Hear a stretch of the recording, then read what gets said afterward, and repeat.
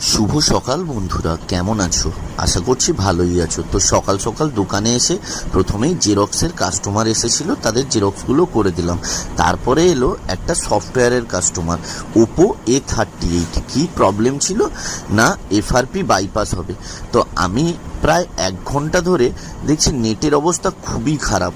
প্রায় 1 ঘন্টা প্রচেষ্টার ফলে মোটামুটি সেটটার অ্যাকাউন্টটা বাইপাস করতে পেরেছি।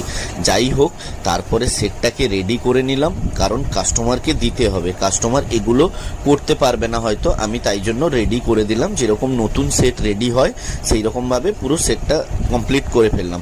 আর আপনাদেরকে বলা থাকলো, যদি আপনাদের কারো মোবাইল সংক্রান্ত কোনো প্রবলেম থেকে থাকে অবশ্যই আমাকে কমেন্ট বক্সে জানাবেন।